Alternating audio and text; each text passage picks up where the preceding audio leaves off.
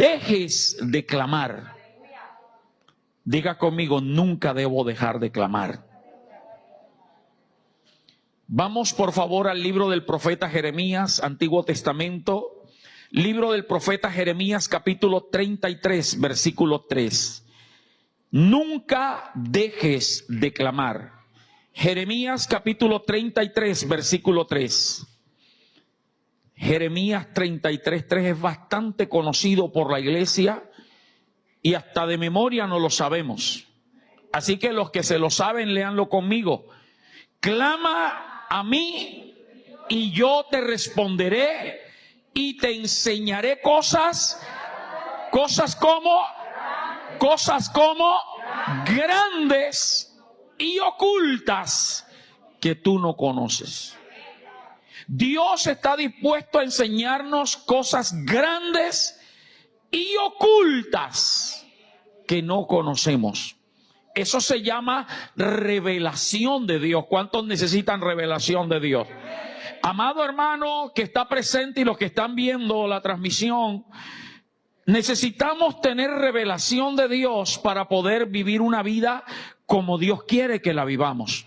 Para que nuestra vida cristiana no se convierta en una monotonía, en una rutina, en una religiosidad, en una costumbre. La revelación diaria es la que te hace tener comunión con Dios. Mire, Jeremías recibe esta promesa en uno de los peores momentos de su vida. Jeremías no estaba en un culto, en un templo. Jeremías no estaba en su habitación orando cuando Dios le dice, clama a mí y yo te responderé. Jeremías, dice el texto, que se encontraba preso. ¿Cómo estaba Jeremías? Preso. Y yo creo que ninguna cárcel es agradable. Amén. Cuando es cárcel de verdad, verdad. Porque hay algunos países, incluyendo el nuestro, donde algunos están presos y viven mejor que nosotros. Comen mejor que nosotros.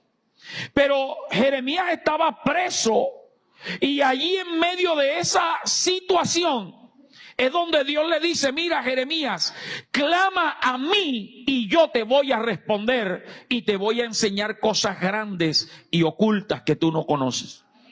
Pero ¿por qué estaba preso Jeremías? ¿Qué había hecho? Simplemente profetizar y hablar lo que Dios le dijo que hablara. El imperio caldeo babilónico se había levantado contra el reino de Jerusalén, de Judá, y lo tenía sitiado, tenía rodeada la ciudad.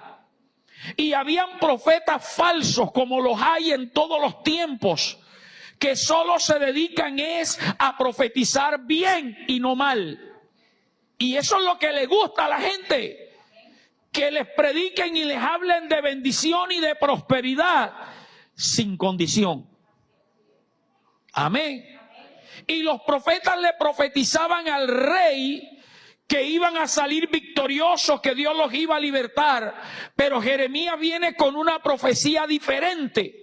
Jeremías le dice, mire, la ciudad va a ser destruida, vamos a ser deportados, esto va a ser asolado, va a ser terrible lo que va a pasar acá. Y al rey no le gustó y por eso lo metió preso. Usted encuentra esto en el capítulo 32, usted lo lee con calma después en su casa, el capítulo anterior. Ahora, ¿por qué te he narrado esta introducción? Porque nosotros tenemos que recordar siempre que el hecho de que tú y yo sirvamos a Dios no quiere decir que no vamos a tener luchas y dificultades. El hecho de que tú te consagres a Dios no quiere decir que no vas a tener crisis en todas las áreas de tu vida. Porque hay gente que todavía se equivoca y cree que entre más busque de Dios, mejor le va a ir. Sí, te va a ir bien, pero el enemigo te va a atacar más todavía. Y eso debe ser algo claro en nosotros, hermano. ¿Y sabe por qué? Porque es que tenemos un enemigo llamado Satanás, que no está contento con que tú y yo hayamos sido libres de la condenación del infierno y del pecado y ahora tengamos la salvación de Cristo. Y Satanás sabe que a través de las crisis es que hace que el hombre reniegue contra Dios. Satanás sabe que en medio de la necesidad es que se le acaba la fe a muchos, pero no a ti ni a mí. Pero a muchos se les acaba la fe, a muchos se les acaba la esperanza en Dios. Pero usted y yo, como verdaderos entendidos de las cosas de Dios, debemos tener claro, hermano, que el hecho de ser cristianos, de consagrarnos, de servir a Dios, siempre vamos a tener luchas y dificultades y crisis. En el Evangelio de San Juan, capítulo 16, versículo 33, Jesús lo dejó claro. Jesús le dijo a los discípulos, Juan 16, 33, estas cosas os he hablado para que en mí tengáis paz. En el mundo tendréis, ¿qué cosa? Aflicciones. Se lo está diciendo a los discípulos. En el mundo van a tener aflicciones.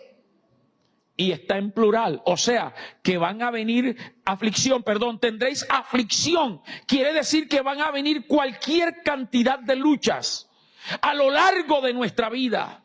Y hay temporadas donde parece que la aflicción es mayor que otra. Pero eso, el cristiano debe ser consciente que siempre va a haber aflicción. Pero también dice el apóstol Pablo en 2 de Timoteo 3:12, 2 de Timoteo 3:12, y también todos los que quieren vivir piadosamente en Cristo Jesús padecerán persecución. Los que quieren vivir piadosamente en Cristo Jesús padecerán, ¿qué cosa? Persecución. Y hoy día la persecución no es del gobierno ni de las personas. Gloria a Dios porque tenemos libertad religiosa, libertad de expresión, entre comillas. Tenemos libertad y podemos predicar. Pero ahora nuestra lucha no es contra sangre ni carne. La lucha es espiritual. Y el diablo sabe que las crisis que más afectan al ser humano, primeramente es la salud. Las crisis en la salud, la crisis en la familia, en el hogar, la crisis financiera, y el diablo sabe por dónde atacar. Ahora, céntrate que es necesario que vengan las luchas, es necesario que vengan las pruebas, porque a través de ellas se manifiesta quiénes somos los verdaderos aprobados por Cristo. Porque hay gente que alaba a Dios y glorifica a Dios y dice que es buen cristiano cuando todo le va bien. Pero en la crisis es que se conoce al verdadero cristiano.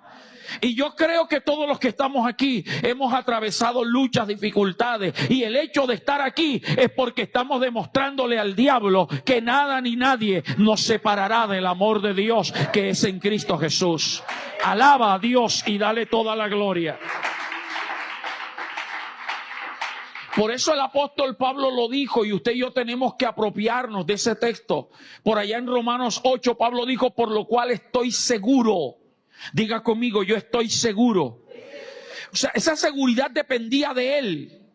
Pablo no menciona al Espíritu Santo que lo iba a fortalecer o a Cristo, no. Pablo tenía la seguridad. Amado hermano que estás aquí, los que están viendo, escúchenme. La vida cristiana es asunto de decisión y de determinación. Así como lo es todo en la vida.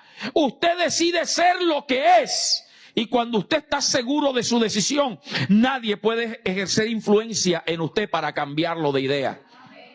La Biblia dice que el hombre inconstante, el hombre de doble ánimo es inconstante en todos sus caminos. Hay gente que no sabe ni lo que es ni lo que quiere, pero cuando usted está seguro, puede venir el que sea a tratar de arrebatarte, pero tú dices, no, yo estoy seguro de la decisión que he tomado. Y si he decidido creerle a Dios y esperar en Dios, yo voy a esperar en Dios. Y Pablo dice, estoy seguro que ni la vida, ni la muerte, ni ángeles, ni principados, ni lo alto, ni lo profundo, ni peligro, ni espada, ni hambre, ni desnudez, nada ni nadie me separará del amor de Dios que es en Cristo Jesús. Y cuando usted tiene eso con claridad, usted sabe soportar las pruebas y las luchas.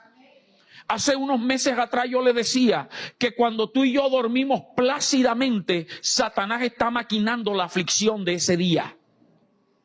Y por eso hay días que son más crueles que otros, hermano. Pero el hecho de que, repito, que tú estés aquí es porque tú has demostrado que sabes en quién has creído. Amén. Pero no te quiero dejar allí con eso de que hay aflicción y hay lucha y que es normal. La palabra de Dios nos da esperanza. El resto del versículo de Juan 16:33, donde dice: en el mundo tendréis aflicción, Jesús termina diciendo: pero confíen, yo he vencido al mundo. Y cuando habla del mundo, habla de Satanás y de todo lo que él envía contra nosotros. Ya Cristo lo venció. Y si Cristo venció, con él somos más que vencedores. Pero también usted encuentra una cantidad de textos bíblicos, de promesas, de que Dios va a estar con nosotros en cualquier situación. El salmista dice: aunque ande en valle de sombra de muerte, no temeré mal alguno. ¿Por qué? Porque tú estarás conmigo. La palabra de Dios, dice el profeta Isaías, que aunque camine por el fuego no me quemarán, ni las llamas arderán en mí. El Salmo 27 dice que aunque un ejército acampe contra mí, no temerá mi corazón. O sea que aunque vengan luchas, aunque vengan aflicciones, que es normal, también es normal que en Dios vengan victorias y vengan bendiciones. Así que usted y yo tenemos que agarrarnos de esto. Los sufrimientos, las luchas, las dificultades no son permanentes. Dios siempre tendrá una victoria. Y aunque mañana venga otra lucha, mañana vendrá otra victoria. Alguien dígame amén, por favor. Ahora, hay muchos textos de promesa en medio de la lucha, de que Dios va a estar con nosotros, de que Dios nos librará, de que Dios nos dará victoria, de que Dios nos bendecirá. Usted encuentra cualquier cantidad, el Salmo 91, el Salmo 23, los que les he mencionado. Pero lo impresionante es que la revelación que Dios le da a Jeremías, volviendo a Jeremías 33:3, no es una promesa de provisión, no es una promesa de abundancia ni de protección. Es una promesa de revelación. Diga conmigo, revelación. Dios le dice que en medio de ese lugar en que estaba preso, Dios le iba a revelar cosas ocultas.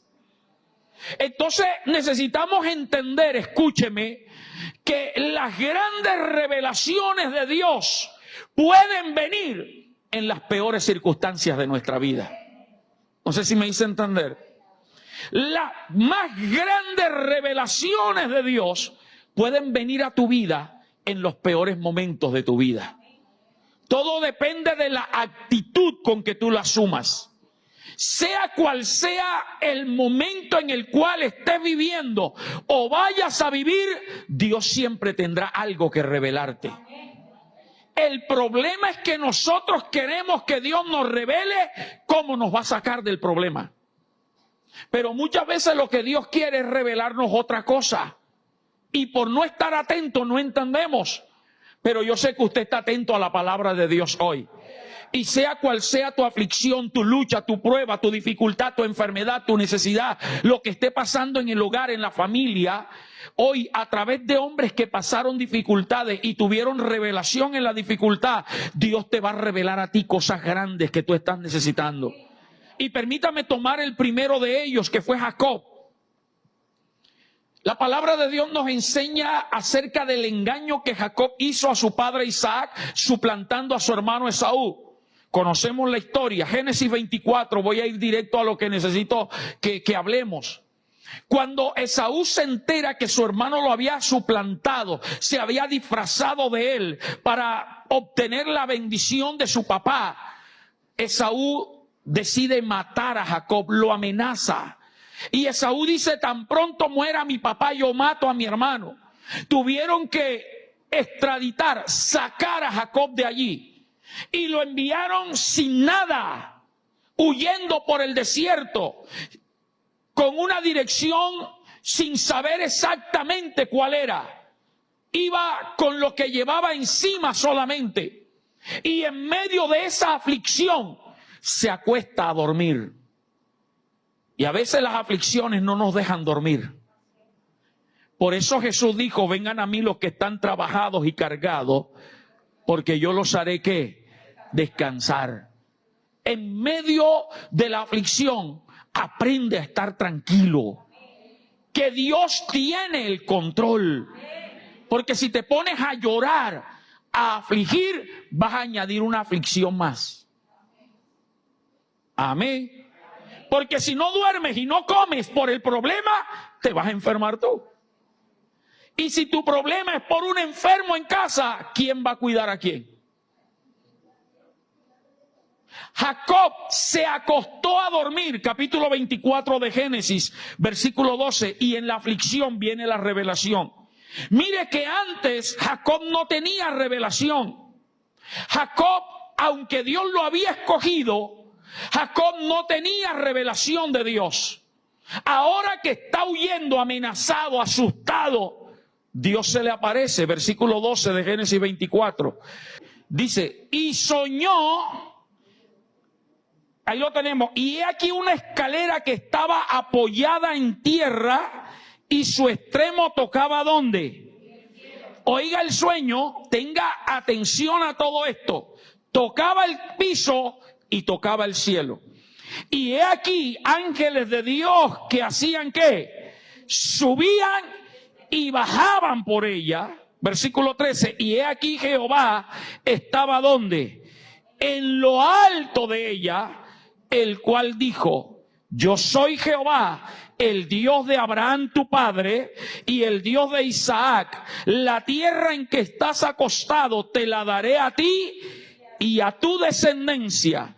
Será tu descendencia como el polvo de la tierra y te extenderás al occidente, al oriente, al norte y al sur, y todas las familias de la tierra serán como benditas en ti y en tu simiente.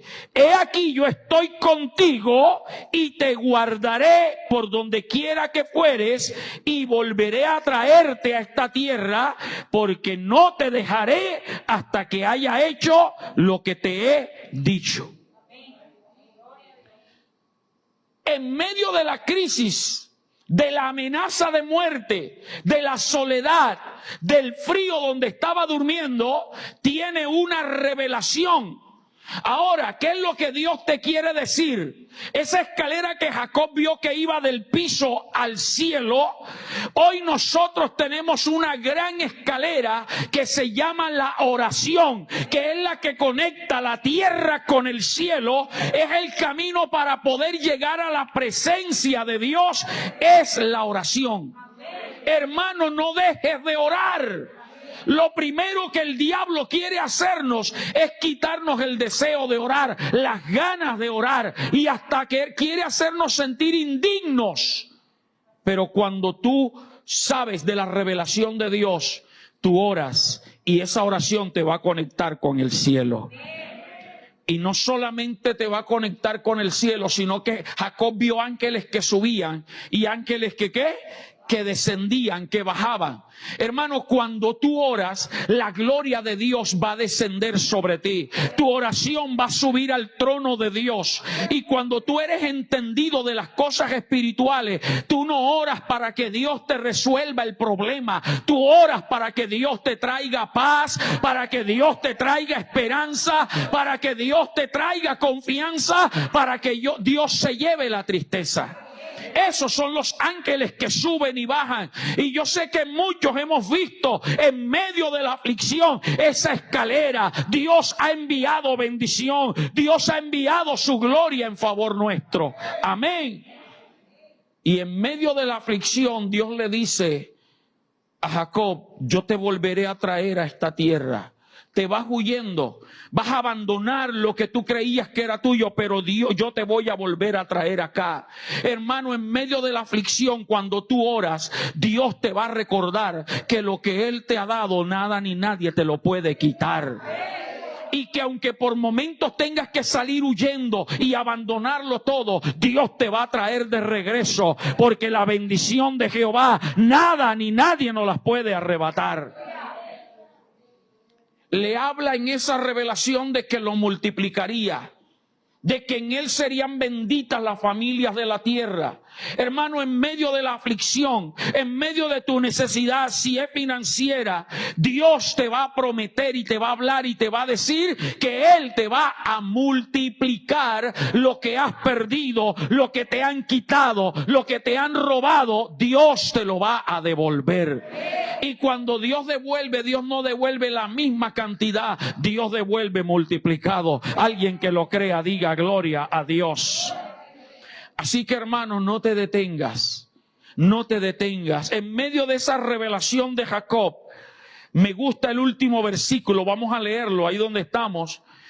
El versículo 15, Dios le dice: he aquí yo estoy contigo y te guardaré por donde quiera que fueres y volveré a traerte a esta tierra. Y dice: porque no te dejaré hasta que haya hecho lo que te he dicho.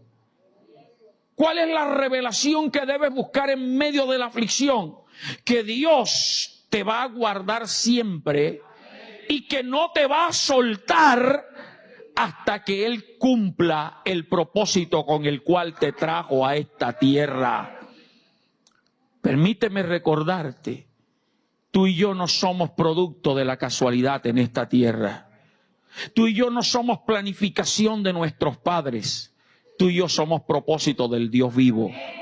Y si Dios te planificó, Dios sabe el día que tú y yo vamos a abandonar esta tierra. Dios sabe el día que va a suceder, porque en su libro están escritas todas las cosas.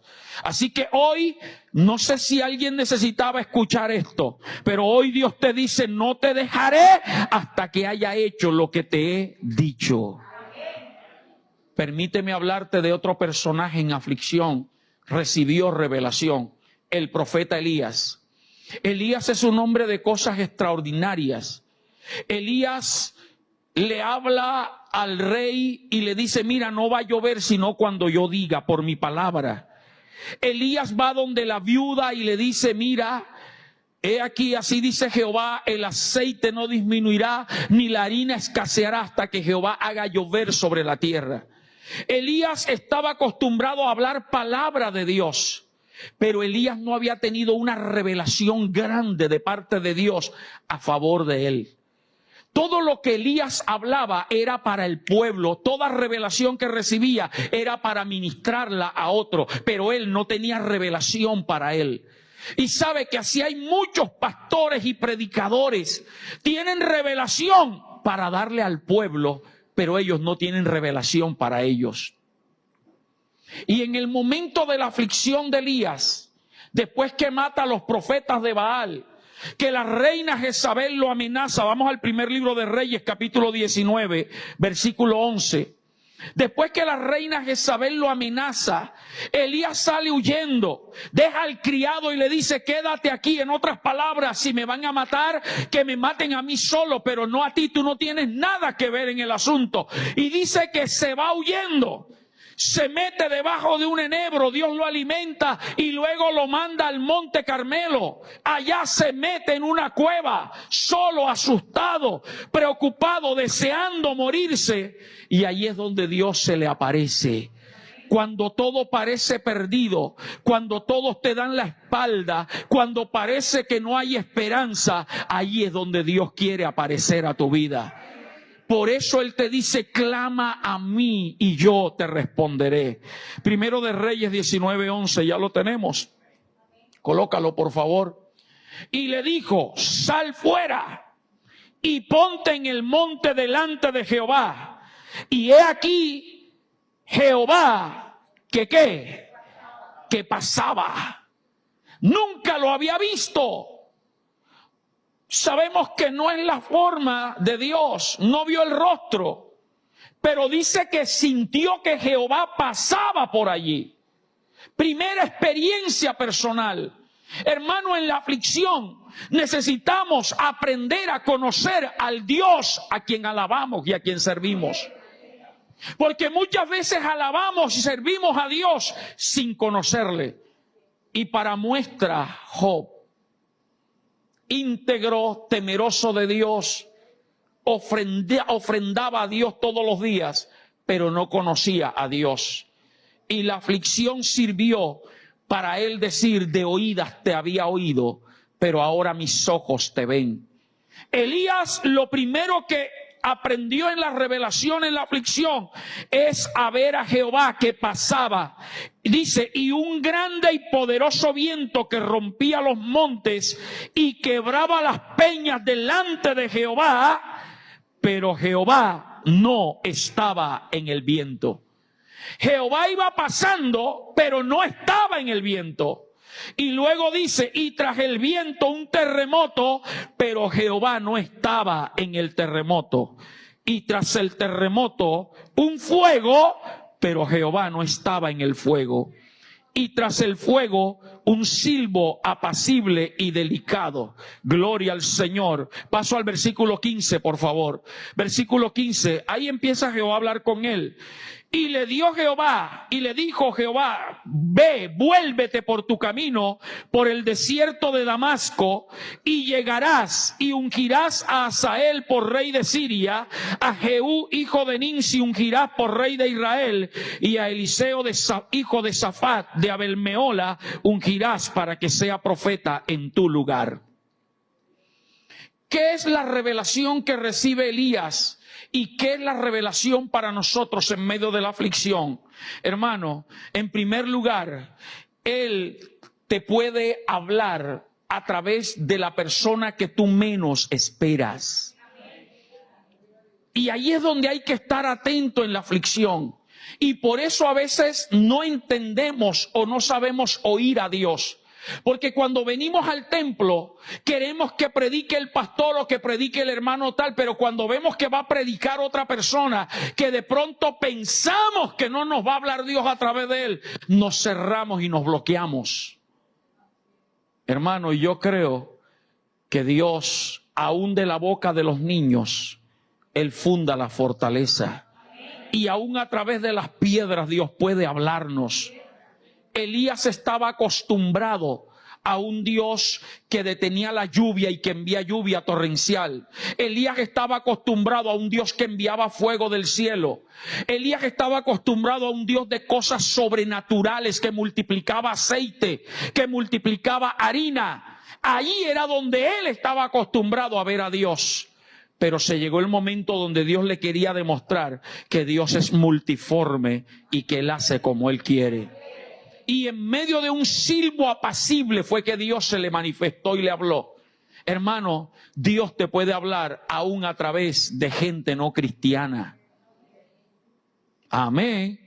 Dios te puede hablar aún a través de gente no cristiana cuando tú estás atento a ver qué es lo que te están diciendo. Por las expresiones de ellos. Mire, hay gente que está peor que tú. Gente que tiene más problemas financieros que tú. Gente que tiene problemas de salud peor que los tuyos. Familiares enfermos peor que los tuyos. Problemas con los hijos, con los nietos, con el matrimonio peor que el que tú tienes. Y no son cristianos. Y tienen la confianza en Dios. Allí es donde tú te das cuenta que Dios te habla a través del inconverso. Y entonces si tú estás atento a la voz de Dios, tú dices: pero ¿cómo es posible? Este que no conoce a Dios y espera en Dios, ¿cómo yo ando en esta actitud? Necesitamos aprender a creer y a confiar en Dios. Lo segundo que se le revela a Elías en la aflicción, allí en la cueva cuando sale, es que la aflicción no será tu fin. Elías quería morirse. Elías quería que Dios lo matara antes que lo matara la reina. Y por eso le dice: basta, Jehová, quítame la vida. No soy mejor que mis padres.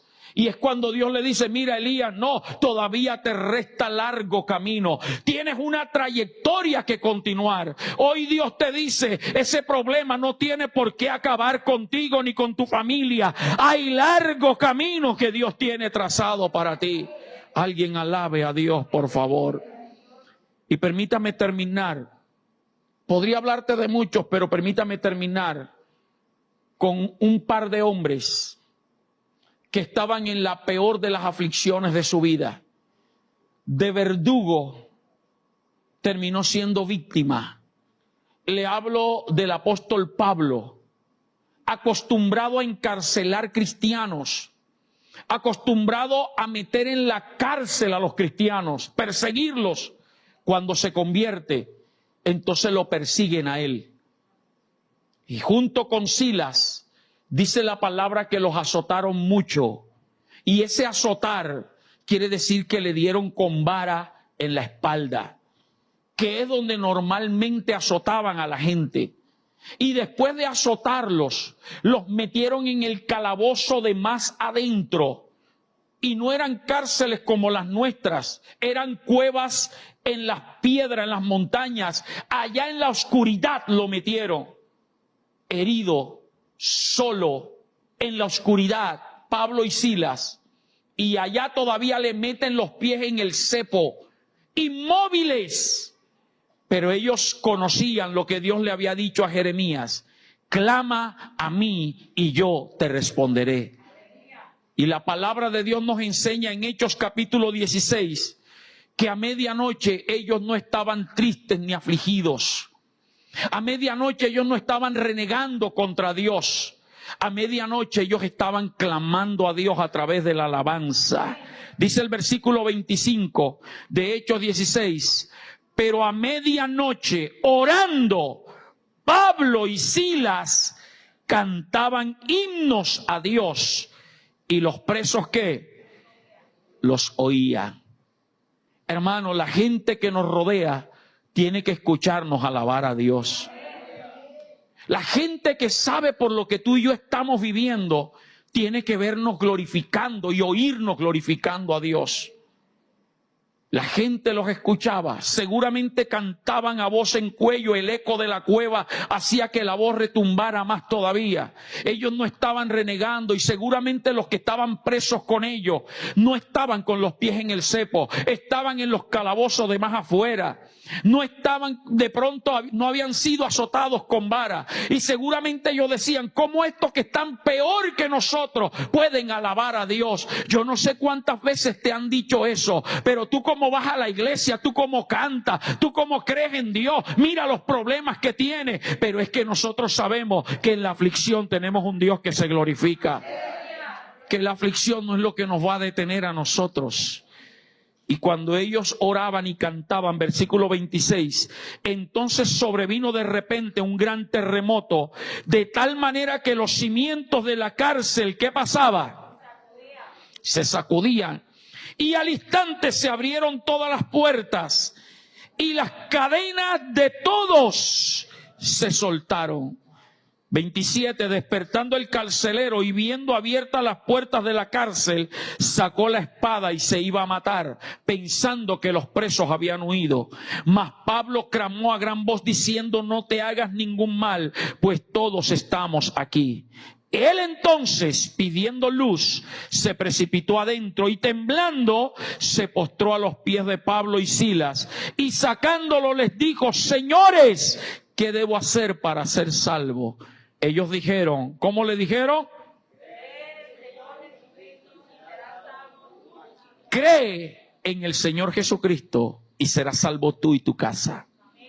La revelación de Pablo nos enseña a nosotros, y Dios nos revela hoy, que tu alabanza en medio de la aflicción y del problema hará que los cimientos de la cárcel espiritual en la cual el diablo te ha metido a ti y ha metido tu casa se estremezcan y las cadenas sean rotas en el nombre de Jesús. La revelación hoy nos enseña que la alabanza cambia todas las cosas. La revelación hoy nos enseña que cuando la gente alabó a Dios en la Biblia, aún los muros de Jericó cayeron para la gloria de Dios. Ejércitos fueron destruidos cuando se alaba a Dios. Pero también la revelación de Pablo y Silas allí nos enseña que muchas veces las aflicciones Dios las permite para que le hablemos a otros y otros sean ganados para Cristo. Dios permite que vayas a la clínica para hablarle a otro que tal vez está peor que tú, pero allá lo vas a salvar. Dios permite que vayamos a ciertos lugares por medio de la lucha, la dificultad y la aflicción para que podamos restaurar a otros. Concluyo.